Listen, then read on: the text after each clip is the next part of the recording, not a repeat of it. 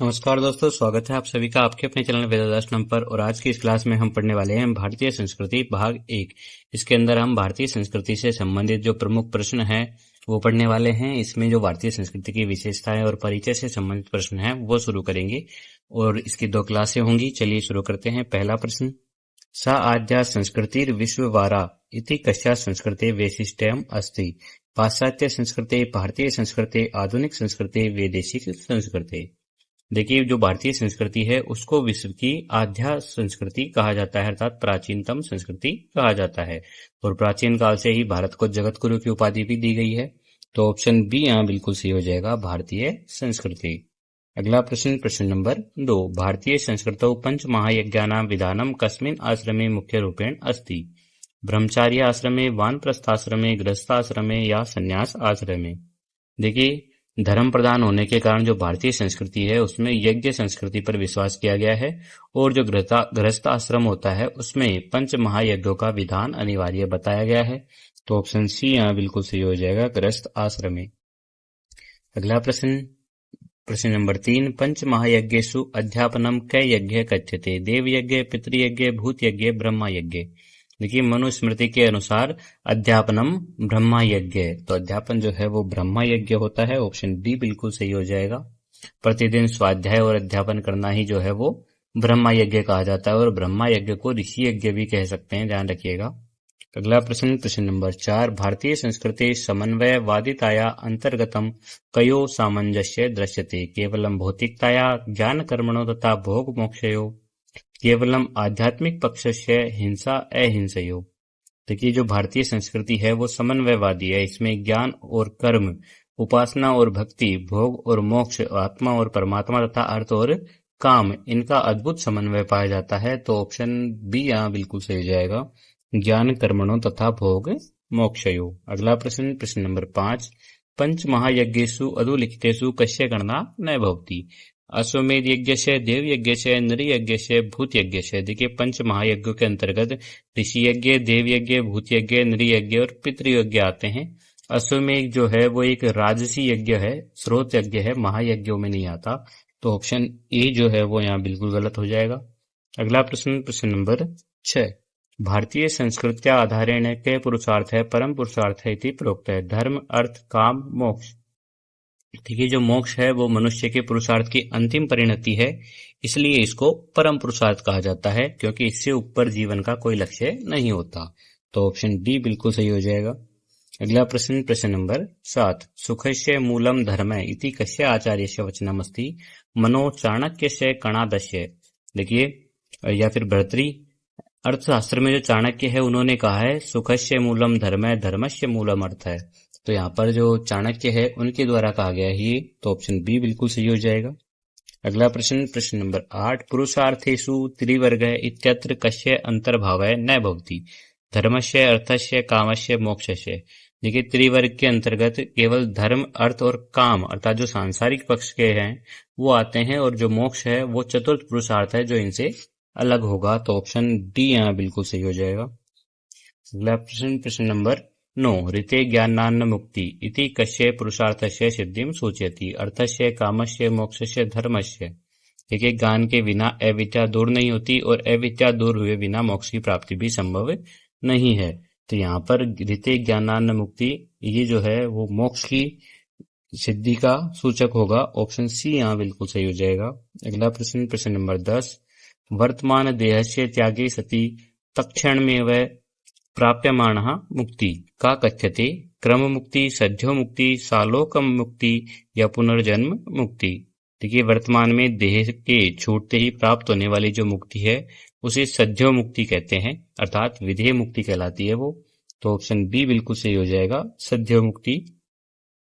अगला प्रश्न, प्रश्न नंबर 11 है, धर्मार्था विरोधेन कामम सेवते इति निर्देशः कुत्र प्राप्यते? रामायणे, महाभारते, अर्थशास्त्रे, नीति शतके।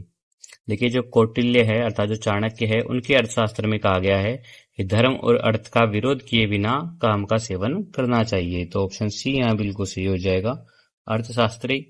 अगला प्रश्न, प्रश्न नंबर 12 है, पुरुष सूक्तानुसारम विराट पुरुषस्य बाहुभ्याम कै वर्ण है जाता है? ब्राह्मण है, राजन्य, वैश्य, शूद्र है।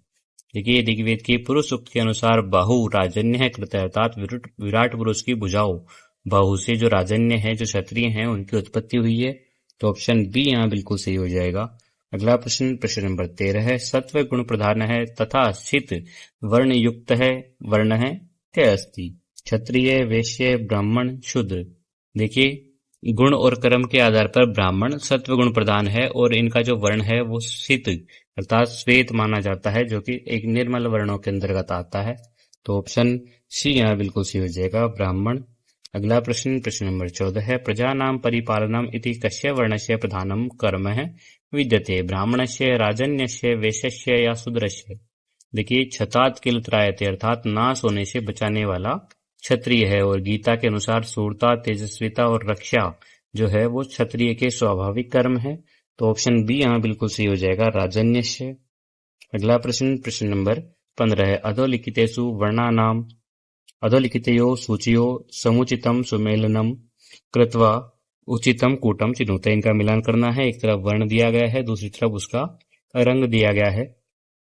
देखिए ब्राह्मण इनका रंग होता है सित या श्वेत, क्षत्रिय इनका होता है लोहित वर्ण, वैश्य इनका जो होता है पितवर्ण और शूद्र इनका वर्ण होता है ऐसित। इस तरह से C A B D option A में है तो ऑप्शन ए यहाँ बिल्कुल सही हो जाएगा। ध्यान रखिएगा गुण सिद्धांत के अनुसार ब्राह्मण शीत अर्थात श्वेत वर्ण, क्षत्रिय लोहित अर्थात लाल वर्ण, वैश्य पित अर्थात पीला वर्ण और शूद्र ऐसित अर्थात काला वर्ण इनको माना गया है। अगला प्रश्न प्रश्न नंबर 16 है तमोगुण प्रधान है वर्ण है कै प्रोक्त है ब्राह्मण क्षत्रिय वैश्य शूद्र। देखिए गुण सिद्धांत के अनुसार शूद्र वर्ण जो है वो तमोगुण प्रधान होते हैं। कहा जाता है कि अज्ञान भ्रम व आलस्यपूर्ण कर्म होते हैं उनका जिसका कार्य अन्य तीनों वर्णों की सेवा करना होता है। तो ऑप्शन डी यहाँ बिल्कुल सही हो जाएगा शूद्र। अगला प्रश्न प्रश्न नंबर 17 है अधोलिखितेषु उत्पत्ति स्थान वर्ण आधारित सम्यक मिलनम कुरुते।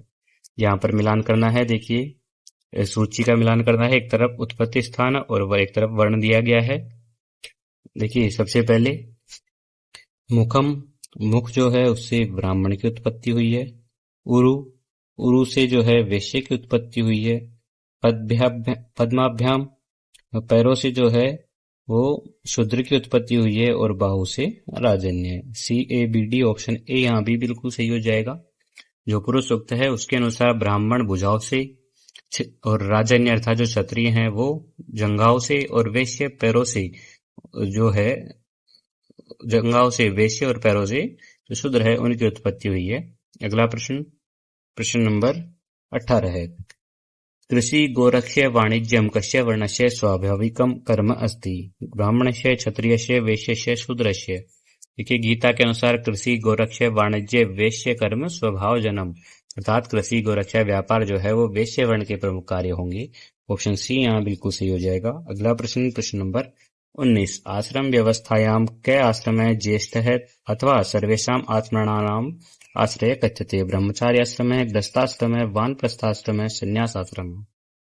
देखिए जो गृहस्थ आश्रम है वो गौतम धर्मसूत्र और महाभारत के अनुसार गृहस्थाश्रम अन्य सभी आश्रमों का आधार है इसलिए इसे सबसे महत्वपूर्ण और ज्येष्ठ आश्रम कहा गया है।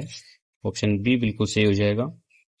अगला प्रश्न प्रश्न नंबर 20 वानप्रस्थ आश्रमस्य कृते प्रयुक्त है अन्य शब्द है कै अस्ति वेखानस उपकुर्वाण नैष्ठिक स्नातक।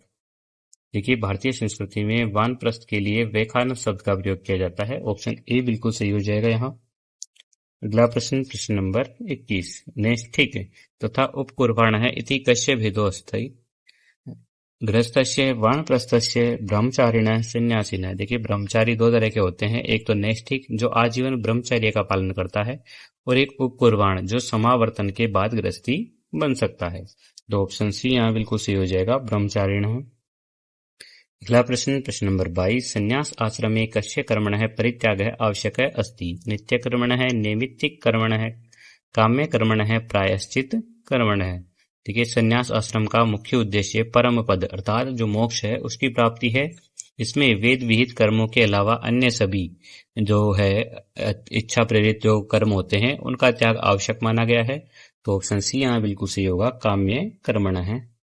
अगला प्रश्न, प्रश्न नंबर 23, चतुर्णाम आश्रमाणाम स्पष्ट है उल्लेख है सर्वप्रथमम कुत्र प्राप्ति?